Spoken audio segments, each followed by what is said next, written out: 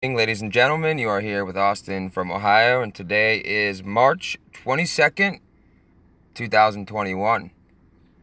Earlier, I made a lunchtime chat video in which I said that I would not be making a video today, but I am happy to say for the first time in my life that I lied. Weird thing to say, huh? You lied about something, but technically it wasn't a lie at the time because I really wasn't feeling it earlier because I was all up in my feels about my videos getting taken down and all of that. And if you are tuning in for the first time since the video got taken down yesterday, I re-uploaded that video with a few minor adjustments and some commentary to AFO3, and it still got taken down. So happy I didn't upload it here because I would have been suspended for a week. I'm hoping this one doesn't get taken down. They don't like me very much. We will just have to see what happens. Today, I have a few things for you, and this is just things that I quickly compiled in the last maybe 2 hours or so that I said that I was going to make a video. I was like, you know what? I'm going to do it today instead of tomorrow because I was going to wait until tomorrow. But then I just decided that I would do it today because it's needed in this time. And I can't sit there and not make a video and then kick myself in the ass if something were to happen and I was not on it. So I have a couple things for you here, a couple recent news articles, and a couple other things that I want to go over. Nothing major, no big projects as of yet. I am working on something though, and you guys might actually be very surprised about that, and I'm hoping that you will stick around. I saw that I went from like 714 subscribers down to like 705. I don't know what it is, but apparently I'm just losing some people on some things that I'm talking about, which honestly, it's the way that I operated my whole life. It happened like that on my Facebook page and in real life. The real ones stay. The fake ones go, and usually I'm happy about that because I want everybody to come here because I want everybody to know the truth. But if you're not willing to accept the truth, that's okay. You are more than within your right to leave. A mountain of evidence makes no difference to a fool. Remember that. Without further ado, we will get into this stuff here. So let's get it going. This is from Fox News, published March 21, 2021. After Georgia shooting, Warnock pushes for gun control voting reform. Of course. Senator called for reasonable gun control and a change in priorities for lawmakers. Senator Raphael Warnock, Democrat from Georgia, connected last week's deadly Georgia shooting to his push for gun control and voting law reform on Sunday. No surprise there. That's literally, I called that like months ago on record, and you can still go watch those videos for they are still up. Main channel. In an appearance on NBC's Meet the Press, Warnock called for reasonable gun control and a change in priorities for lawmakers. This shooter was able to kill all of these folks same day he purchased a firearm. Right now, what is our legislature doing? Warnock questioned. Atlanta spa shooting suspect, church calls alleged actions rebellion against God, will remove from flock. That suggests a distortion in values when you could buy a gun and create this much carnage and violence on the same day. But if you want to exercise your right to vote as an American citizen, the same legislature that should be focused on this is busy erecting barriers, he added, referring to Georgia's state legislature. And people down in Georgia, they probably will be enacting gun control quicker in your state.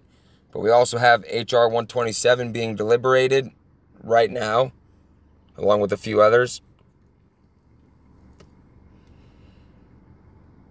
And I'm not sure about this guy's quote here because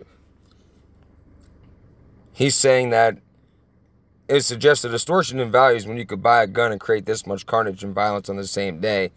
He's equating buying a gun with being violent and causing carnage.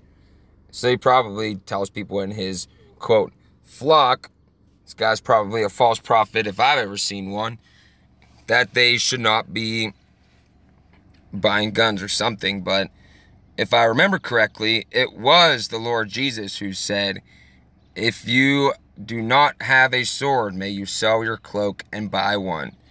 Translation in modern day, it means if you ain't got a gun, you sell your clothes and you buy one.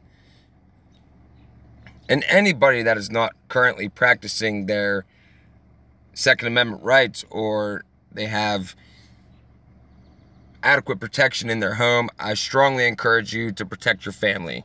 Always. Always.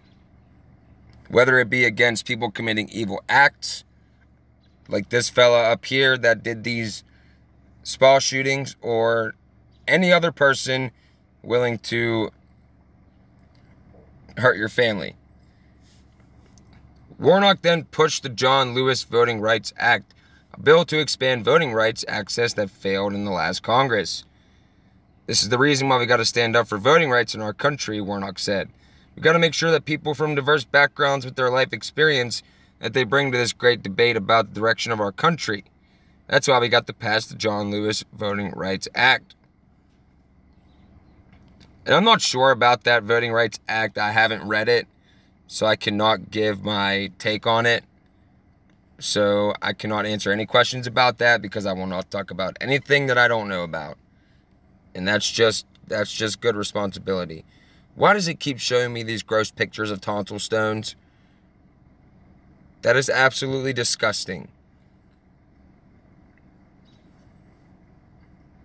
But it talks about the shootings that happened last week. We know about them. We know about the agenda and all of that. Let's move on to the next one. And this is just a recent shootings. It's all you got to do is go to Google and type in recent shootings. And you can go down through here and literally see wherever in the country. And there will be them everywhere, because this is what is going on. A lot of these are real, of course, because people do commit terrible, terrible acts. But the way they report them in the media is an ongoing psychological operation to change the minds and the attitudes and beliefs of people in this country against the right to keep and bear arms. You can literally just keep going. I don't even have this just goes to back up the narrative. This is the only good one I've seen. Fresno sees drop in shootings in recent months. I'm surprised they even reported on that, to be honest. I just wanted to go through this just to show what's going on. But look, gun violence epidemic. Recent mass shootings push victim service agencies. I don't even know what that's going to say, but we'll just keep it going. And you can literally just go through here on your own time if you want. You could read about all these and just the way that they report them. It's one of those things like, oh, it's not what you said, it's the way you said it type thing. It's not what they're reporting on, it's the way that they are reporting it. And then, like, sometimes you'll come across articles about, oh, this person was stopped, like in my area, my local news. The closest major city to me is Pittsburgh. And the Pittsburgh airport has stopped 8 people this whole year because they had a gun. And, oh, man, they treat it like a crime, and it's terrible. And they act like these people are trafficking crack cocaine into these airports. But that woman recently probably just... Actually, she did just want to use her weapon for self-defense, and that's why she was transporting it. It's kind of ridiculous. But let's continue. Oh, take a look at this one. Biden administration limits what Border Patrol can share with media about migrant surge at border. Restrictions on what border agents can share with the media were passed down verbally, say officials. Some have released videos of the border surge anyway. Asylum-seeking migrant families with children from Central America take refuge. Makeshift Customs and Border Protection Processing Center under the Anzalduas International Bridge in Granjeno, Texas, after crossing the Rio Grande into the U.S. from Mexico on March 6th. The Biden administration is restricting the information Border Patrol agents and sector chiefs can share with the media as a surge of migrants tests the agency's capacity at the southern border, according to 4 current and 2 former Customs and Border Protection officials. Officials say the restrictions are seen as unofficial gag order and are often referred to that way among colleagues. The officials requested anonymity because they are not authorized to speak to the media about the topic. Border Patrol officials have been told to deny all media requests for ride-alongs with agents along the southern land border. Local press officers are instructed to send all information queries, even from local media, to the press office in Washington for approval. And those responsible for cultivating data about the number of migrants in custody have been reminded not to share the information with anyone to prevent leaks, the officials said. Anybody think that's kind of strange? Because no policies have changed when it comes to this stuff. No policies at all have changed whatsoever. And the people on the left side that were saying during the Trump administration that, oh, Trump is terrible, he's keeping kids in cages down in Texas and all this stuff, are now ignoring it on the left side.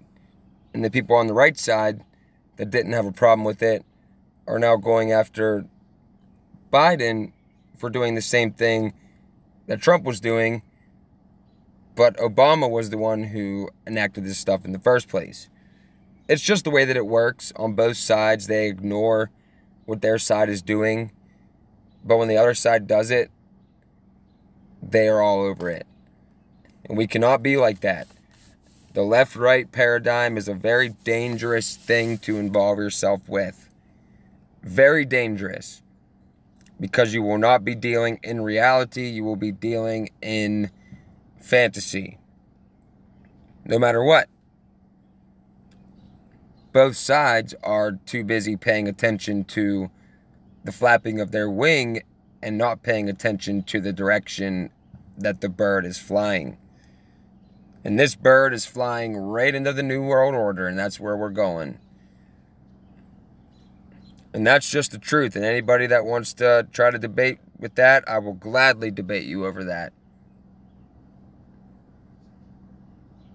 And a debate doesn't mean arguing and getting pissed off and me deleting you from everything, because I wouldn't do that. A friendly debate is something that we used to take pride in this country, where 2 people with different opinions on things or different facts on different things would meet in the middle and they would have a friendly debate. And at the end of the day, they would still be cordial. But in the age of social media now, we don't do that. As soon as somebody says something we don't like, we go like this. Click. You're gone. I do not like that at all. Let's continue. Multiple news organizations, including NBC News, have requested access to or photos from inside overcrowded border processing facilities holding unaccompanied migrant children. They have been denied. The Department of Homeland Security press office released one photo late Tuesday of a mother and child undergoing a health screening inside a border facility, but no wider shots to show conditions or sleeping arrangements. Well, yeah, because they don't want to be blamed for the same thing going on that's been going on. The same thing. But it says at the height of the Trump administration's child separation policy in 2018, allowed media to tour facilities where separated children were held.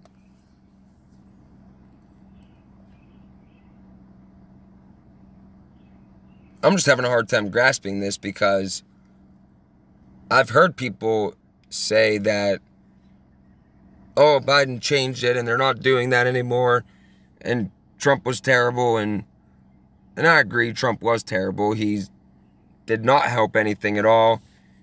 He's still steamrolled toward the New World Order, but you can't ignore your side's faults. Just can't do it. It's not right. But it just goes on to say the new restrictions have been passed down verbally, not through official memo, which they could just deny it and say, oh, we never said that, which they would. And I feel really bad for these people that are coming across the border. You can't blame these people for wanting a better life. I always try to explain that to people. You can never blame somebody for wanting a better life. And they were misinformed, and they think that a change in the false throne means that it's a whole different ball game over here now, in which they might get to have access into the country, which is just not true. They get here and their children still get separated. They still get thrown in cages. It's the same policy. And it's very sad that these people are subject to this, because many of them just aren't. One, they already have a problem speaking English, so there's a lot of language barriers there. So they think it's good to come over here now, but then they quickly realize, whoa, it's not even close to being different. And it's really sad because they realize it too late. Let's go to the next one. This one kind of goes, actually, it does go with the narrative against the trying to go after people's right to keep and bear arms. They, JW TV show. I really hope you all went over and subscribed to him. Steven is great. He's a good dude. A lot of good information. But I really hope you guys go over and check him out.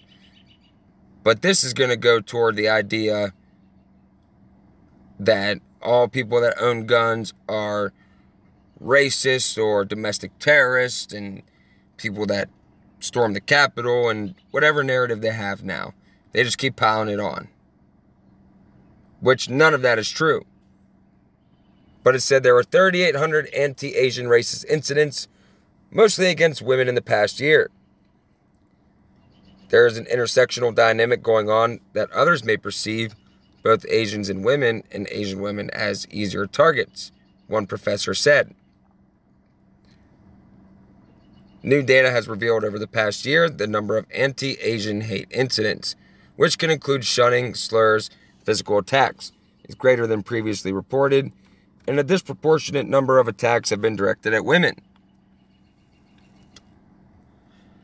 The research released by reporting forum Stop AAPI Hate on Tuesday revealed nearly 3,800 incidents were reported over the course of roughly a year during the pandemic. It's a significantly higher number than last year's count of about 2,600 hate incidents nationwide over the span of 5 months. Women made up a far higher share of the reports, at 68%, compared to men who made up 29% of respondents. The nonprofit does not report incidents to police. This is just going to form the narrative. You could see it. You could see it forming. Absolutely. And with the Domestic Terrorist Prevention Act of 2021 being passed and enacted into law, sounds great. Yeah, you think of people like, I don't even know who you would think of, but you would think of people like blowing things up or going out there and doing some crazy stuff. But if you go in there, it says, oh man, all of us. I showed the list of 72 types of Americans to be considered terrorists. I actually might pull that up, so give me a minute, I have to bring it up. You won't notice it, but hold up. Okay, I brought this up on my main channel, like when I first started it. It was like the third video that I did, but I also have the documentation that this all is stated in, but it's all spread out and it would take me forever to read, literally until like tomorrow morning. But this is the best thing that I found that breaks it all down. And if you are at least one of these, you are considered a terrorist by the Department of Homeland Security and the U.S. government. Won't you see and count how many you are? I'm like 69 out of 72. And it's literally meant to include all of us. Let's see. Those that talk about individual liberties. Those that advocate for states' rights. Those that want to make the world a better place. The colonists who sought to free themselves from British rule. So the founding fathers are considered terrorists. Those that are interested in defeating the communists. Those that believe that the interests of one's own nation are separate from the interests of other nations or the common interests of all nations. Anyone that holds a political ideology that considers the state to be unnecessary, harmful, or undesirable. Anyone that possesses an intolerance toward other religions. Those that take action to fight against the exploitation of the environment and or animals. Anti-gay, anti-immigrant, anti-Muslim, patriot movement, opposition to equal rights for gays and lesbians, members of the Family Research Council, members of the American Family Association, those that believe that Mexico, Canada, and the United States are secretly planning to merge into a European Union-like entity that will be known as the North American Union, members of the American Border Patrol, members of Federation for American Immigration Reform, members of the Tennessee Freedom Coalition, members of the Christian Action Network, anyone that is opposed to the New World Order. Hi, that's me. And most of you. Anyone that is engaged in conspiracy theorizing. Anyone that is opposed to Agenda 21. Anyone that is concerned about FEMA camps. Anyone that fears impending gun control or weapons confiscations. Militia and sovereign citizen movement. Don't think you should have to pay taxes. Anyone that complains about bias. Anyone that believes in government conspiracies to the point of paranoia. Define that. Honestly, define that. Anyone that is frustrated with mainstream ideologies. Anyone that visits extremist websites or blogs. Anyone that establishes website or blog to display extremist views. That would be me, again, because they definitely would see me as an extremist. Anyone that attends rallies for extremist causes. Anyone that exhibits extreme religious intolerance. Anyone that is personally connected with a grievance. Are we not all personally connected with a grievance? Anyone that suddenly acquires weapons. Anyone that organizes protests inspired by extremist ideology. Militia or unorganized militia. And according to the Constitution, everybody is a member of the unorganized militia. General right-wing extremists. Citizens that have bumper stickers that are patriotic or anti-United Nations. Those that refer to an army of God. Those that are fiercely nationalistic, as opposed to universal and international in orientation. Those that are anti-global. Suspicious of centralized federal authority. reverent individual liberty, believe in conspiracy theories. Peh. Jeez. Oh, this stuff gives me a headache.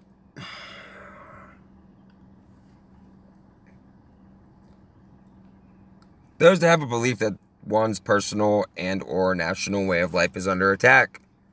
Those that possess a belief in the need to be prepared for an attack either by participating in paramilitary preparations and training or survivalism.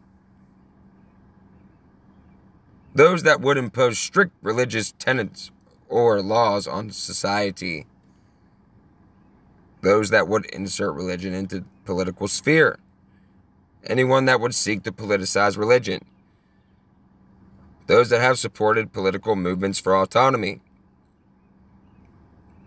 Anti-abortion, anti-Catholic, anti-nuclear, right-wing extremists, returning veterans, concerned about illegal immigration, those that believe in the right to bear arms, engaged in ammunition stockpiling, anyone that exhibits fear of communist regimes, anti-abortion activists, against illegal immigration, those that talk about the New World Order in a derogatory manner.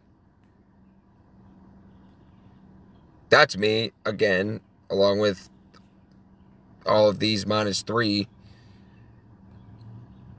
Negative view of the United Nations. Opposed to the collection of federal income taxes. Supported former presidential candidates Ron Paul, Chuck Baldwin, Bob Barr. Those that display the Gadsden flag. Those that believe in end-time prophecies. And last but not least, evangelical Christians. Hi, my neighbor was walking. So you can just go through here and see which one you are. Or how many you are. And the funny thing about the tax ones that I wanted to bring up real quick. I always knew this, but I was reading a little bit on TurboTax. And even on here, it says exactly this. And the law says this too. But they kind of lie on here. But it says, what does it mean that taxes are voluntary? And the law is Title 26 of the U.S. Code. So go look that up.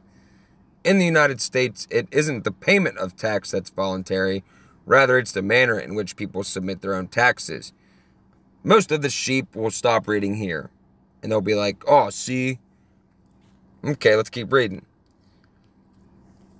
Let's see. First sentence. The U.S. tax code operates on a system of voluntary compliance. Some taxpayers have used the voluntary nature of the tax system to support their claims. They don't have to pay a tax at all. However, it isn't the payment of the tax itself that's voluntary, rather the manner in which people submit their own taxes. Okay.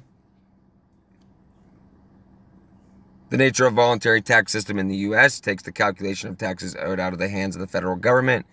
You're responsible as an individual taxpayer to calculate what you owe. You're expected to voluntarily comply with the tax code. So, you're expected to voluntarily comply with the tax code by reporting what you owe to the government and paying the entire amount you owe under the law. Just read that and really think about that. You're expected to voluntarily comply with the tax code. Check this part out down here.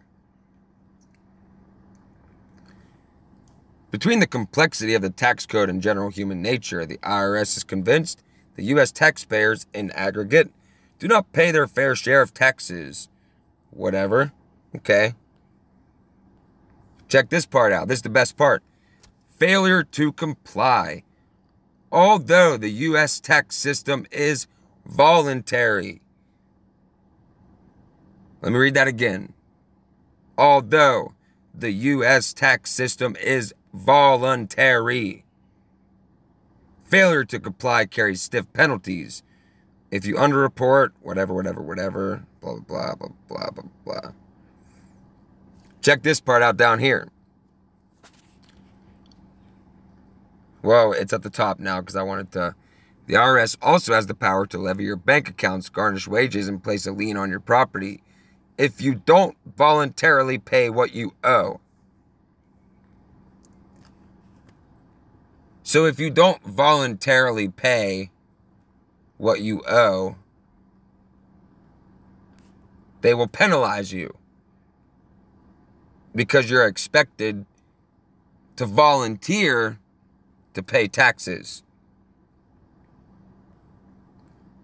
And if you read the actual law, it says the U.S. tax system is based on voluntary compliance.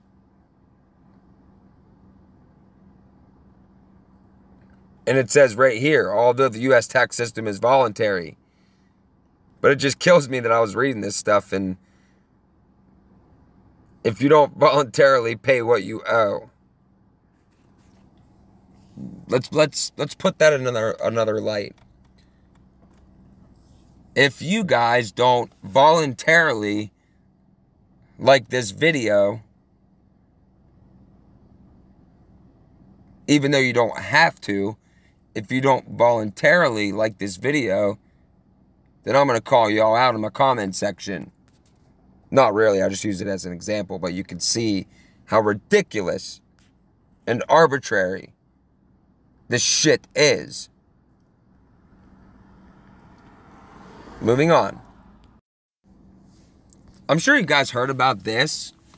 Tanzania's President John Magufuli urged citizens to pray COA has died.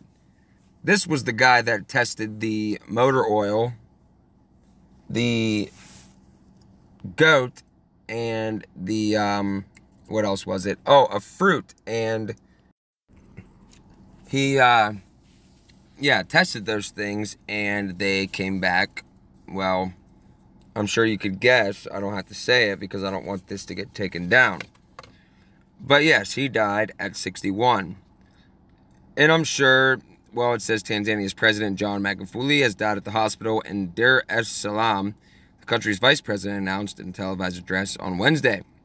He was 61.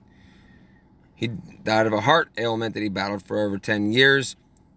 Samia Suluhu Hassan said, if you can believe that. I just wanted to bring that up to show you that this guy died, and he was actually really against all of this stuff that's going on right now. Like, very against it. So, alright, a couple more things for you guys here that I have. Okay, this article is about the United Nations Kigali Principles. I'm not sure if you guys ever heard about these, but they are very concerning, to say the least. And we'll read through a little bit of this. I actually have to run down to the store before they close, so I have to make this one quick, and I'll continue it tomorrow. But it reads, can you imagine how your grandparents would react if by some miracle you could travel back in time to when they were young and tell them about the state of their country as it is today? If you told your grandparents that perhaps in their lifetimes our country would be invaded with the blessing of our government by hostile, totally incompatible alien cultures where child grooming, gang rape, knife crime, and acid attacks are becoming increasingly normal in society, that we would have to go out to work and pay for these invaders to live the life of Riley, the country and grandchildren were burdened with the massive and increasing debt as a result, and our industry had been sold off overseas. I think we know the answer. Our grandparents would think we were cranks and fruitcakes. Yet, here we are in the exact situation. Our successive governments have put us in this situation because of their blind loyalty, not to we the people, but to globalist organizations such as the United Nations and European Union. All of the above has happened by stealth and subterfuge, under the guise of altruism, human kindness, and environmental stability, implemented slowly and incrementally over time. Written about these techniques in an article, How to Boil a Frog. Agenda 21 is a very important example of this. Most people are aware of this agenda by now, but I have written about this too in an article you can look at for further reading. human cattle, and Agenda 21. The point is that Agenda 21 is a framework that has been built around us by stealth, for apparently the very noble cause of sustainability. What Agenda 21 really is a totalitarian means of control, subjugation, worthy of the greatest dictators in history. The building blocks seem unrelated to those who aren't prepared to put the substantial amount of work needed to understand it and join the dots. Yes. All the building blocks seem unrelated to the sheeple. I had a guy tell me that I was 12 years old because I said sheeple, and I'm like, okay, you must have been triggered by that, but whatever. To understand what is happening in our world, we need to study the clues. Keep an open mind and join the dots. When we find these dots, would be very unwise to ignore them. I am ready today to talk about such a dot, Kigali Principles. It appears not many have heard of these, all agreed as usual behind closed doors with minimum publicity. And there's a 3-hour-long video, but apparently after the genocide in Rwanda, the United Nations were fretting about their inability to protect civilians. What the Kigali Principles are designed to do is allow the UN and its member countries more power, even military power, to intervene. All in the name of peacekeeping, of course. This all sounds very noble and humanitarian, doesn't it? This has a darker side to this, however. One of Barack Obama's last acts before leaving office was to sign the United States up to the Kigali Principles. He did that, I remembered it, and I posted it on my Facebook, and nobody listened. What this in effect means is that in the name of peacekeeping and protecting civilians, the UN and any of its member countries are entitled to intervene on U.S. soil. The way things are going with massive illegal immigration and political division, this could happen in the not-too-distant future. Well, especially now.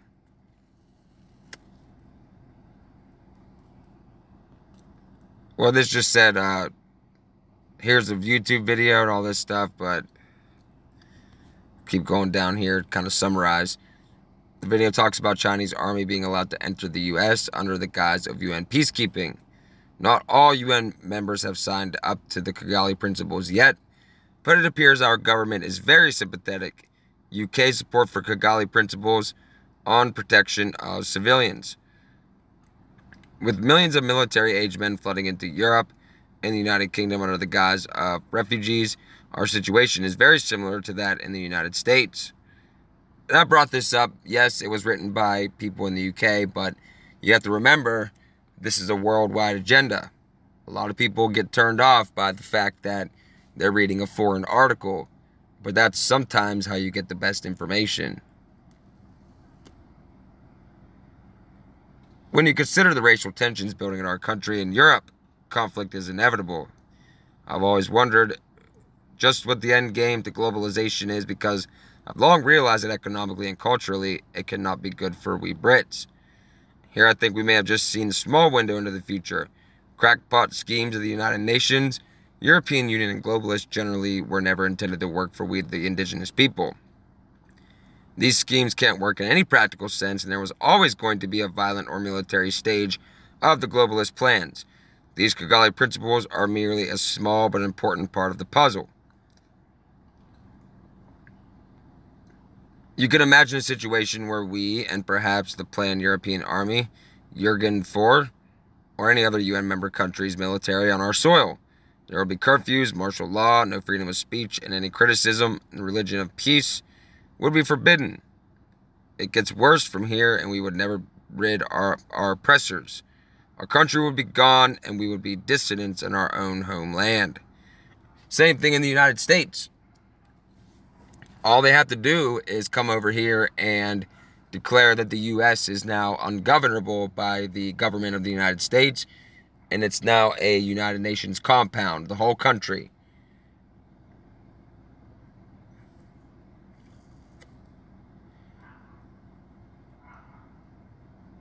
And this guy just goes on to say that the frightening thing is our present unfortunate situation has been brought about collaboration and betrayal of successive governments. I'm just trying to get down to the, here, to the end. Hopefully I'm not entirely right. Hopefully I'm a crank, but I wouldn't bet on it. We need to investigate the Kigali Principles, to openly debate them, and necessarily oppose them. When you think of how successive governments have sold us out over the decades with their smiling reassurances, it would be very unwise ever to trust them over anything again. And we will go over the Kigali Principles. I brought this up as an introduction, but basically it's under the guise of peacekeeping and protecting civilians. The UN can put military forces from the UN or any other UN member country, military forces from them in any country that they choose. So here in the United States, let's say one of our states or multiple or the whole country, they just decided to say, hey, this is now a UN compound. We're bringing in the Chinese, we're bringing in the Russians, we're bringing in the European Union, NATO, all of them, and UN troops, plus your own military and police are gone. This is how we're going to do it, and we're going to institute the New World Order that way. And we'll go into them because I have the PDF downloaded. I just wanted to bring that up. Let's go on. Okay, this one is about FEMA concentration camps, locations, and martial law executive orders. And there's a lot more than this now, but especially now, but this was just what they had probably about 10 years ago. There are over 800 prison camps in the United States, all fully operational and ready to receive prisoners. They're all staffed and even surrounded by full-time guards, but they're all empty. These camps are to be operated by FEMA. Should martial law need to be implemented in the United States, all it would take is a presidential signature on a proclamation and the Attorney General's signature on a warrant, to which a list of names is attached. Ask yourself if this is really if you really want to be on Ashcroft's list. The Rex 84 program was established on the reasoning that if a mass exodus of illegal aliens crossed the Mexican-U.S. border, they would be quickly rounded up and detained in detention centers by FEMA. Rex 84 allowed many military bases to be closed down and to be turned into prisons. Yeah, this is how they got the foundation of it. Because they said, hey, you don't want all these people in your country, right? And everybody was like, yeah. This will never happen to me. Operation Cable Splicer and Garden Plot are the two sub-programs which will be implemented once the Rex 84 program is initiated for its proper purpose. Garden Plot is the program to control the population. Cable Splicer is the program for an orderly takeover of the state and local governments by the federal government. FEMA is the executive arm of the coming police state, and thus will head up all operations. The presidential executive orders are already listed on the Federal Register, are part of the legal framework for the operation. The camps all have railroad facilities as well as roads leading to and from the detention facilities. Many also have an airport nearby.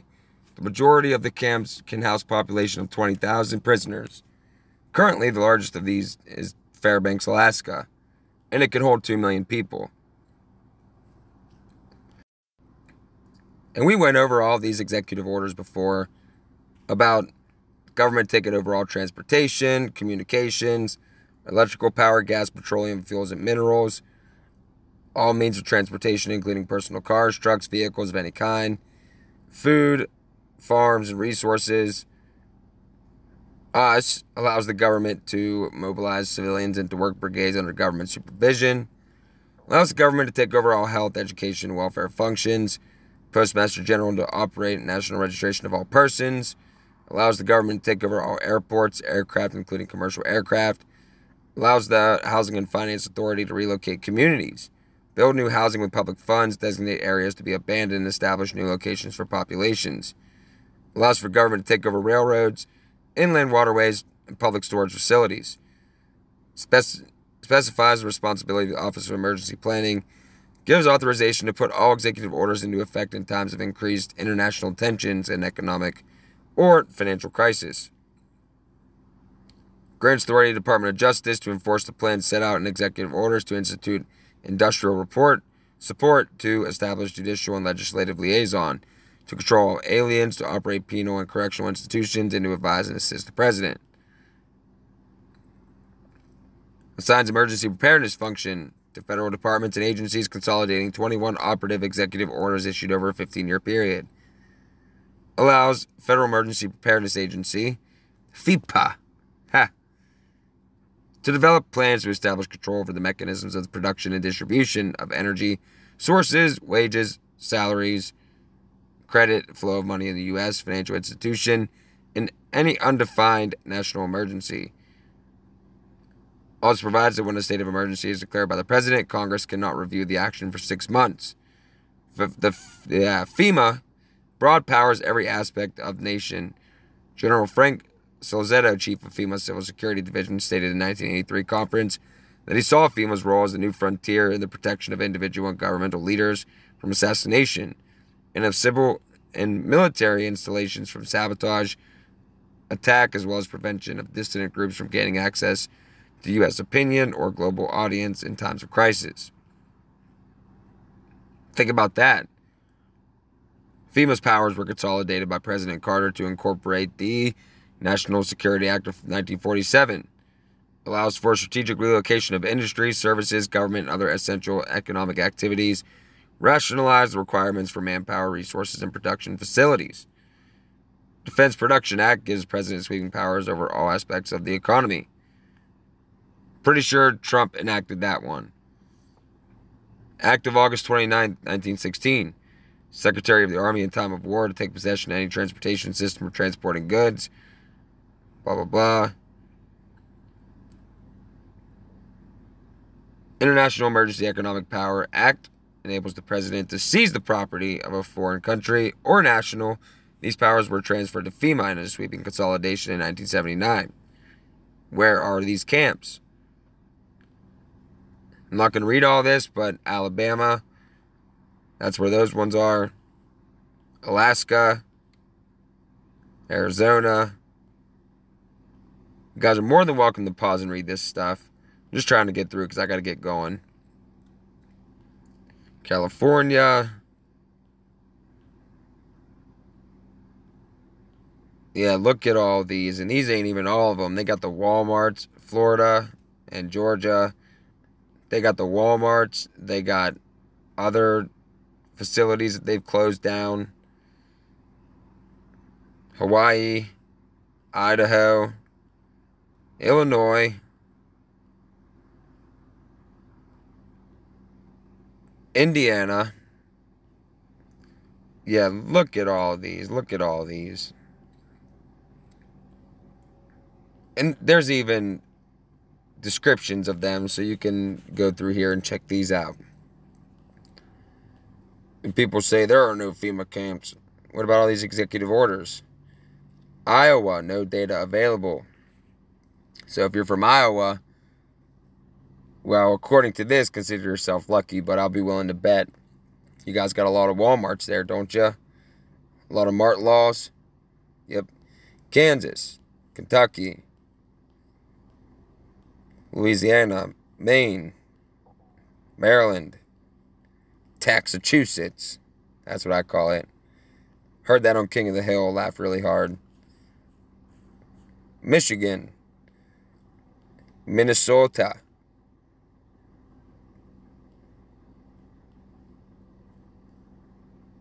Missouri, Montana. What did that say up there? Oh yeah, these sites are confirmed hoaxes. NASA test site.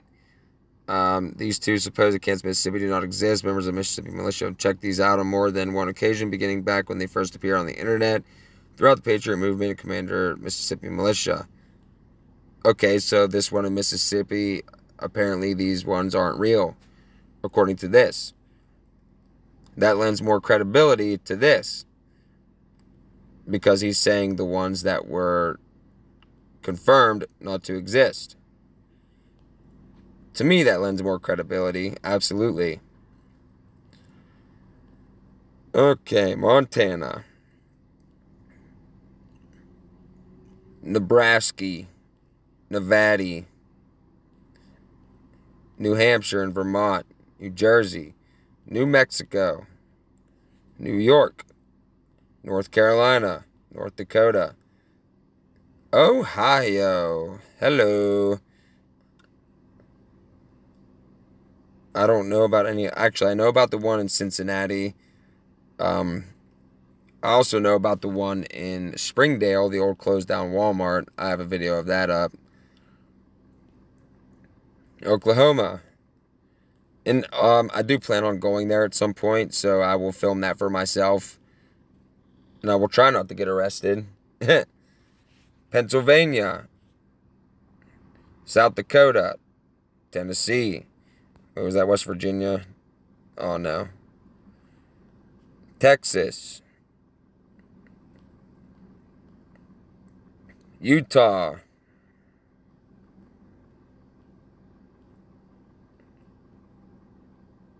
Oh yeah, they got it all, guys. They got them all ready to go. You do not want to go to one of these. Absolutely not. You do not ever want to go to any one of these for any reason whatsoever. You should consider yourself just, I'm never going to one. Ever. Not even a little bit. I will never see the inside of one of these. Wyoming.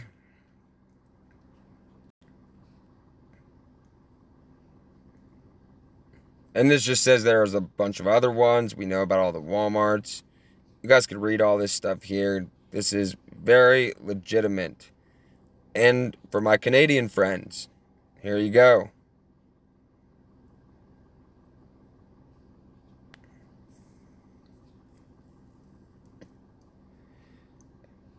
Yep, and here's the links to the Federal Emergency Management Agency and all of that. Yep, they really got these, they really got this stuff going, guys. I'm sorry if I rushed through this. I really wanted to do more, but I really have to get down to the store before they close in like 20 minutes.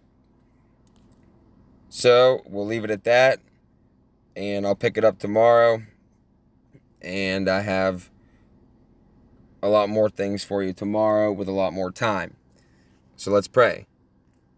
Our Father, who art in heaven, hallowed be thy name. Thy kingdom come, thy will be done, on earth as it is in heaven. Give us this day our daily bread, and forgive us our trespasses, as we forgive those who trespass against us. And lead us not unto temptation, but deliver us from the evil one. For thine is the kingdom, the power, and the glory, forever and ever.